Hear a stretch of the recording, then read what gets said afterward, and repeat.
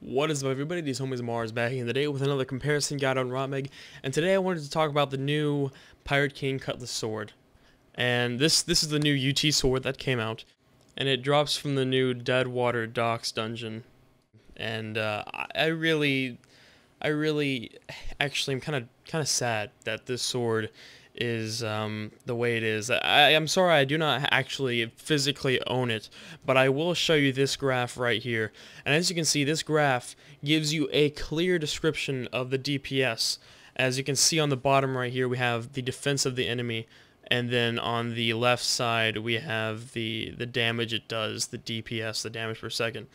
Now we're doing on a normal maxed warrior, as you can see, and this is a really nice tool. I will actually have the link to this tool in the description. But as we can see, the new pirate sword is going to be in yellow, and then the Acclaim is going to be in purplish. Yeah, it's more purple than blue.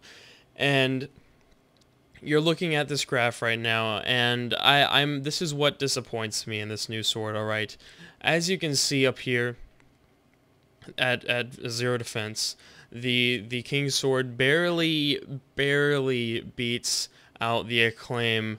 I mean, as you can see, this is like a little over like a 15 difference in DPS, and then once you move it up, they actually eventually meet exactly at 2800 whenever it gets to 14 defense.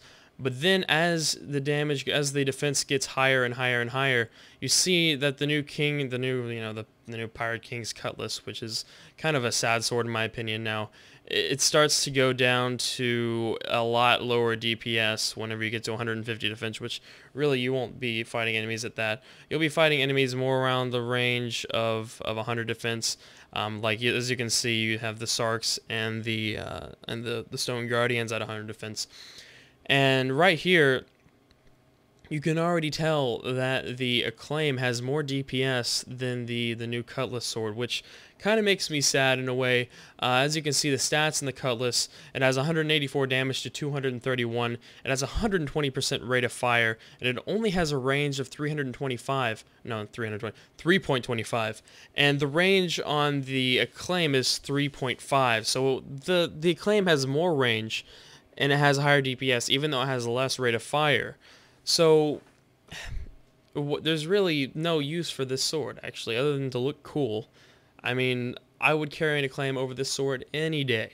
Although even if I got it, I'd still carry it just because it kind of looks cool. I mean, honestly, this sword does look cool. But really, this is making me kind of sad. I mean, I can't really compare these two because it's obvious that the Acclaim would be better at everything. I mean, it has more range. I mean, it has more DPS. I mean, unless you're fighting 0 defense enemies, even then it's not even noticeable at that point. I mean, guys, just use the Acclaim overall. I mean, this is a definite win right here for the Acclaim. The Acclaim is still better. You can actually buy it. It's not UT. And the Pirate King's Cutlass just looks cool. It's really kind of pointless. Sorry. I mean, it's sorry to say this video is pretty short, but it's a clear winner here who wins. I'm also going to make some more comparison guides of the other bow, of the new leaf bow and the new katana, but that'll be later. But as right now, guys, you can tell that the new UT sword that actually has anything worth talking about is pretty useless in my opinion. Anyways, guys, I hope you have a good rest of the day, and I will see you guys in the next video.